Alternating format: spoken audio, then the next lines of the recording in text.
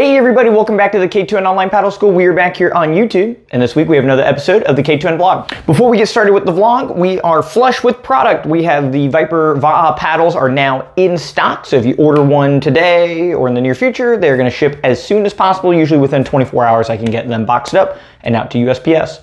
Every configuration that we offer on the website, so we have the steering blades, the full carbon blades, as well as our Pro model paddles. If you want to get a custom paddle, and if you want to get it here before Christmas, this is the time to do it. It should be here within 4 to 6 weeks. We'll put in the order by the end of this week. Just go on the website, choose what you want, send me a message to go through all the details, and we'll make sure we have the exact configuration that you want. All right, so this weekend was surprisingly very exciting, right? So we had the Lake Hernando Dragon Boat Festival, which is a large-scale race that is right here on my home waters. Anytime you watch videos of us doing club practices and stuff, that is on Lake Hernando. That is where the Dragon Boat Festival is taking place. For K2N, after the Chattajack, a lot of our heavy hitters weren't super motivated to do the Dragon Boat Festival. We haven't had a huge influx in new paddlers, and the Lake Hernando Dragon Boat Festival has always been a tool for K2N for us to integrate in brand new paddlers into the community division, to cycle them into our race division, and to give them a taste of racing. And so it's an excellent time to integrate in new people, and you have a high % chance of doing very well, right? And it instills this passion and fun into these people.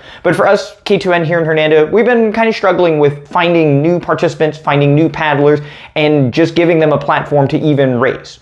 And so when it came down to our established paddlers, they're all looking at each other like, we really don't want to do this, and we would only do it to bolster up somebody that's brand new. So without one, you don't get the other, and we really couldn't fill boats, right? Which for me is not a big deal, because it is an incredibly stressful day having multiple boats, especially with new people wandering around, steering all day. It can be very taxing. And so having a laid-back day was something I was looking forward to. I had been in contact with Slapdragons from Kansas City. I had gone up there earlier this year to do a clinic, and all of them super cool. I was really excited for them to come down. I felt like they were my guests, right? It's only 5 minutes away from me, and they're getting on airplanes and traveling across the world to be here. So I was able to help with some of the small logistic things like setting up the tent and helping them with some of the little details about the area. And so because I was free, I offered to be a drummer for them, which they did not have, right? They had 21 people come down to fill the boat, and they needed a drummer. So it worked out excellent where I was able to go into that situation. So they raced in the Premier Mixed 20-person category, right? So 10 men and 10 women in an open age category, essentially. They only had 7 guys make it down, which is mostly a disadvantage not being able to have the full 10 amount of men. So going into the race, I wasn't exactly sure how they were going to stack up. With the formatting of the event, there are 5 lanes, and typically when there are more than 5 teams, you have to qualify for a grand finals to place, right? So you have to do consistently good enough to make this final.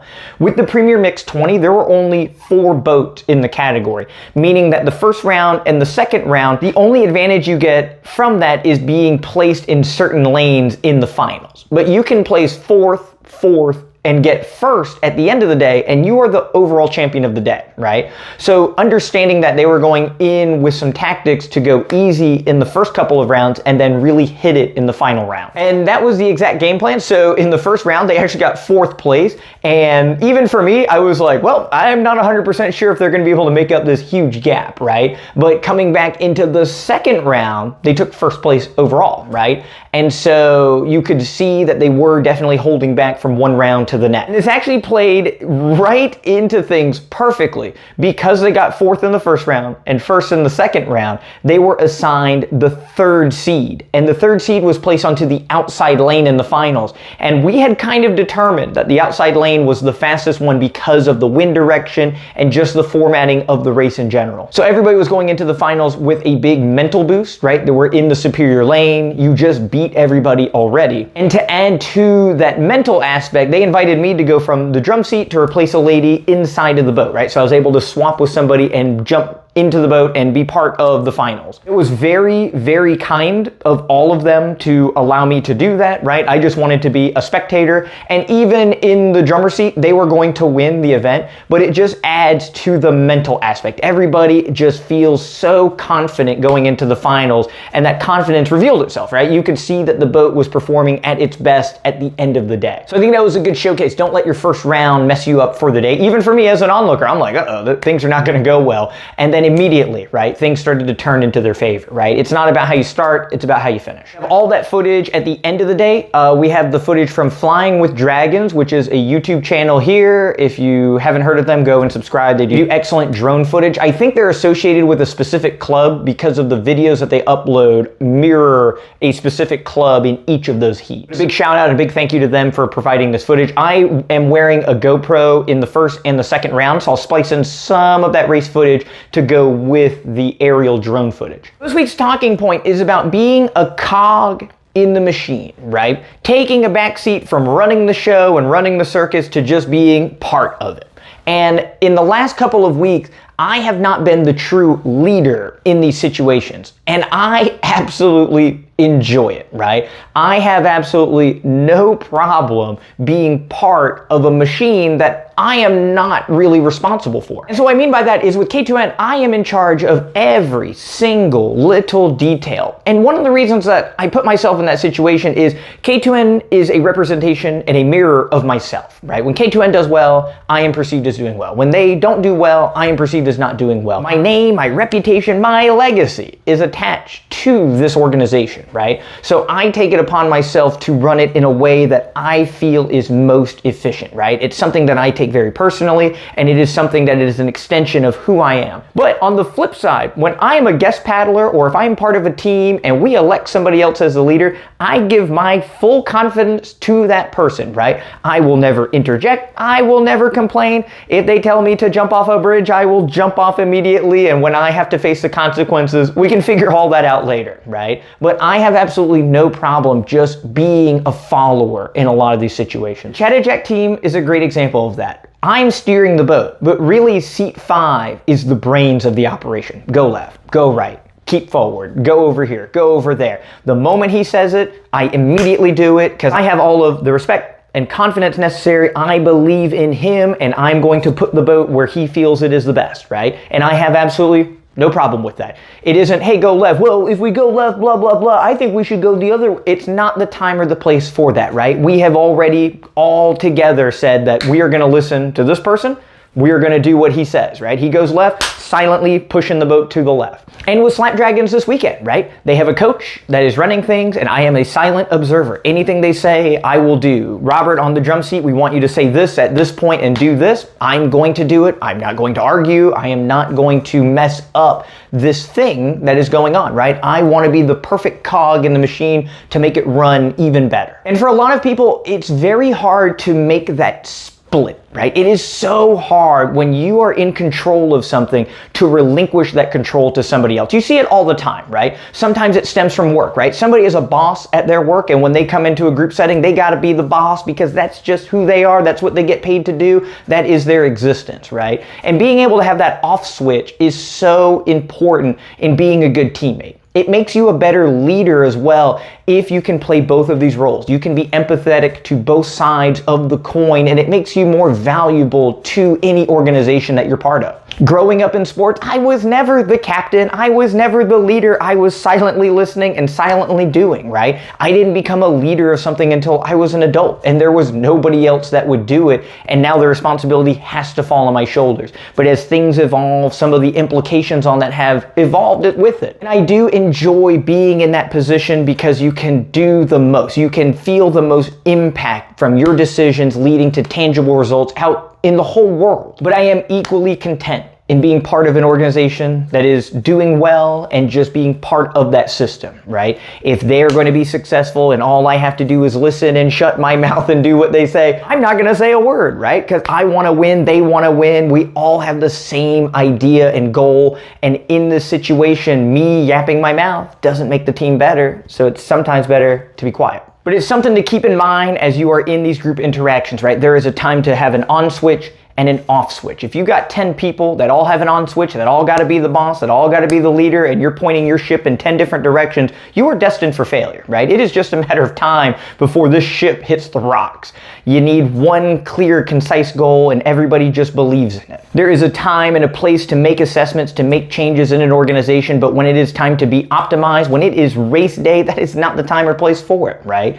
And so, again, looking at some of the bigger picture ideas can make you a more valuable teammate or a more effective leader. Excellent, thank you guys so much. I hope you enjoy the commentary from the Dragon Boat videos. I very seldom get into a Dragon Boat, so this is some rare footage of me out on a race course.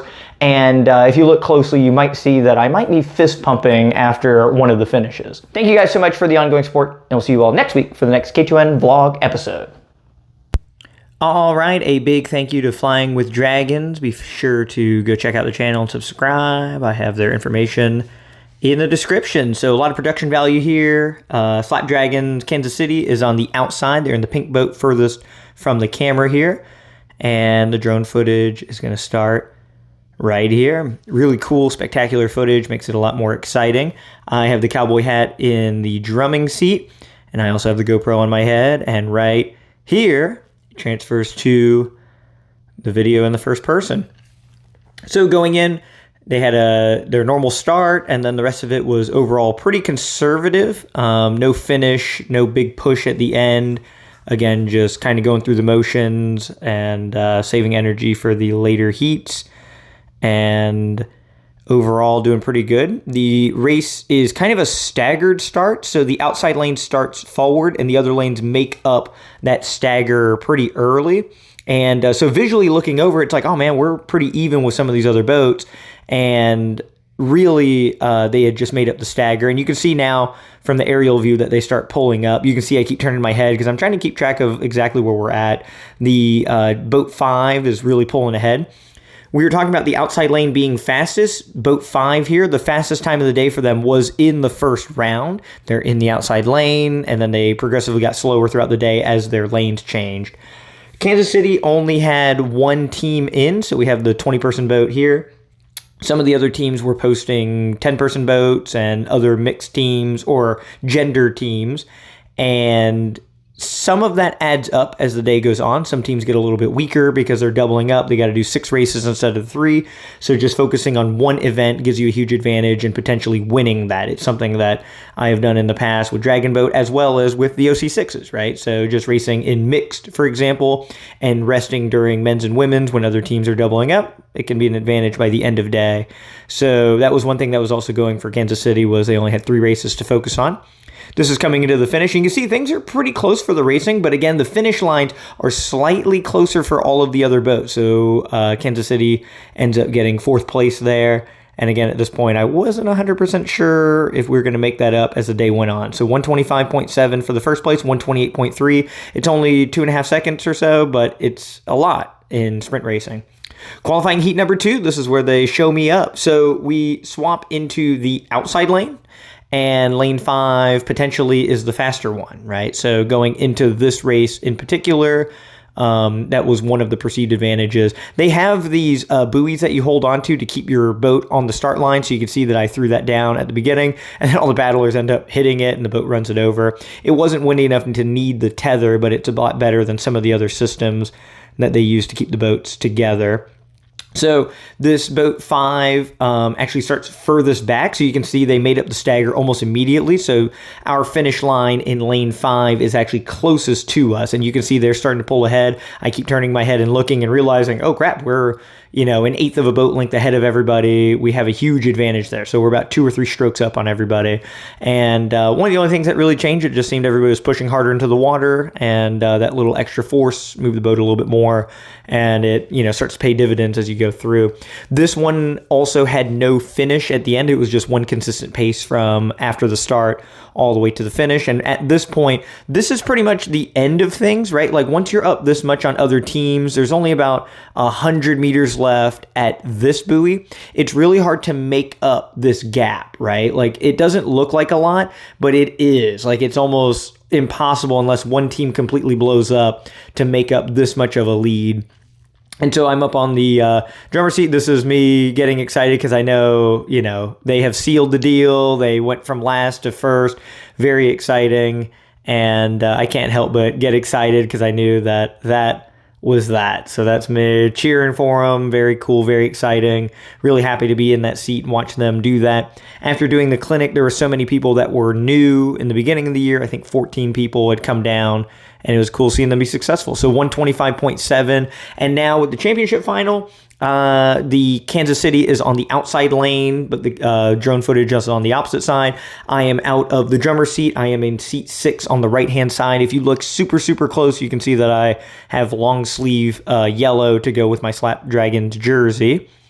And again, it's a big confidence boost when the team feels like they have an advantage. When there's another guy in the boat, right? When there is this advantage in already winning some of the other heats and going in, everybody performs at their best. For them, this is the last time that they may paddle until the springtime because it's going to be cold in Kansas City. Everybody's putting everything they have on the line, right? So it's really cool and neat to be part of that. You could really feel the energy of the boat, and it was really neat to be part of that.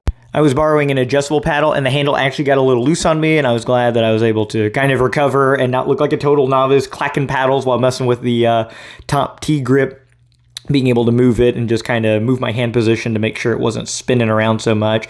But yeah, at this point, there is about 100 meters, 125 meters left, and we're super far ahead, right? And with this final race, there is a call for a finish, and you could feel everybody really start to push harder. The stroke rate starts to come up, and we make probably the biggest jump in this last 100 meters as everybody's really pushing to, you know, put an exclamation point on the event and their season, right? So it's really cool going up there, seeing everybody's progress, seeing a lot of the same people at the end of the year come together, have a great event, win by a boat length at Lake Hernando. You know, it's really cool to be part of that. And if you zoom in real close, you can see my paddle goes in the air and I'm shaking my fist because they've done it. It's very cool.